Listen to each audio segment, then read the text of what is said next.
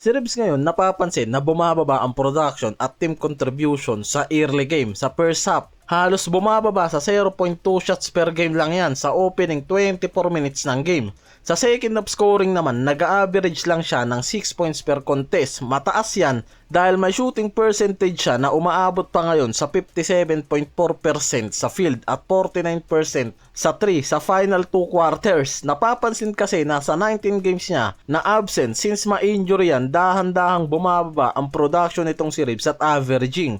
Nawala sa game rhythm, bumababa ang timing sa shooting at decision making. Hindi agad bumabalik yung aggressiveness niya katulad nung dati sa early. Bago siya ma-injury kasi, nag-average siya ng 26.6 points, 6 assists, 5.2 rebounds. After naman bumalik yan, bumaba sa 20 points per game yan at 4.8 assists, 4.2 rebounds per game. Pero ngayon, dahan-dahan naman ang umaangat yan sa mga recent game niya mula sa 23 to 24 points per game. Nagbabago ang role sa Lakers habang papalapit ang playoffs. Yan yung napapansin mula sa primary option, secondary, tertiary na si Ribs. Nung wala si Lebron kasi at ibang star, si Ribs nun ang primary scorer, main ball handler na mismong nakitang effective kaya halos umabot sa 28 plus points per game siya at mataas na assist nung siya yung focal point. Kahit in-adjust kasi yung role ni Lebron ngayon sa third option, nakikita pa rin na hindi talaga low usage itong si Lebron sa lineup. Kahit na third option pa,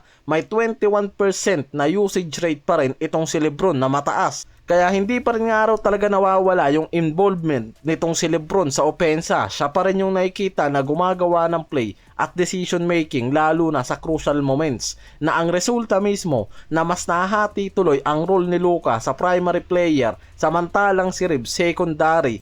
Pero nababawasan ang production niya sa team offense at decision making dahil kay Lebron na kahit nasa third option nga raw ang role niyan, hindi pa rin naman talaga binabawasan yung touches niya. Kaya parang sa big three nila, naiiwan nga raw talaga itong si Ribs, hindi pa rin nakikita na nakakapag-adjust yan sa role.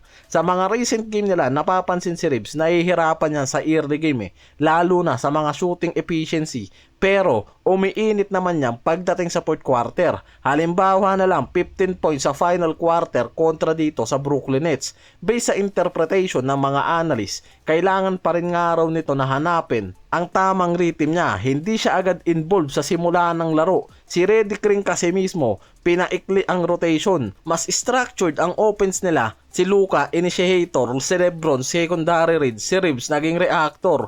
Lalo na sa pagpasok ng second half.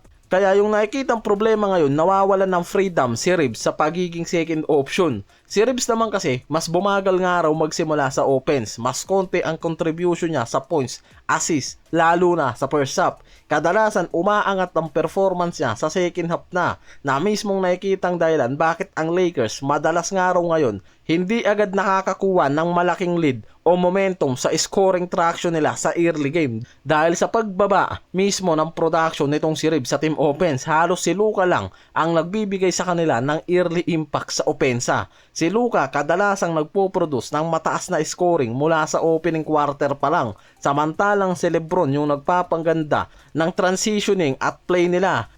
May mga recent games si Luka na halos gumawa yan ng 28 points sa first half pa lang at agad nagkakaroon ng malaking lead ang Lakers. Samantalang dyan naman dahang-dahang bumababa ang scoring output ni Ribs. Naiiwan yan sa secondary option at hindi siya agad nakakakuha ng easy scoring chance sa simula. Based sa ilang analyst ngayon, si Ribs nakakaranas ng iba't ibang scoring form. Sa huling games nila na nakikitang dahilan bakit nawawala siya sa scoring. Mula sa 20 points per game sa ilang games nila na nagpapakita nga raw ng inconsistency sa shooting at rhythm.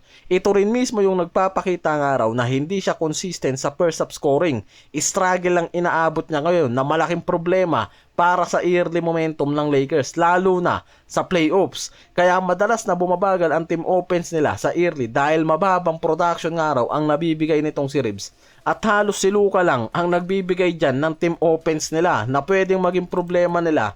Mas maraming packets ng scoring ang umiikot kay Luka at Lebron sa bagong sistema ni Redick. Kaya ang role ni Ribs nagiging supplementary ngayon kaysa sa early primary scorer. Hindi gaanong uso sa play calls ang direct touches kay Reeves sa first half kaya hindi agad siya nagda-drive to basket o nakakakuha ng simple scoring opportunity sa simula. Si Austin Reeves mahirap mag-initiate at mag-produce sa first half ng mga laro ngayong season. May magandang scoring burst siya sa second half pero hindi nga raw to sapat para magkaroon agad ng lead o momentum ang Lakers. Ito yung nagiging problema nga raw nila lalo na kung mauulit to sa playoffs dahil hindi pwedeng laging umasa nga raw ang team sa comeback at kay Luka lang yan.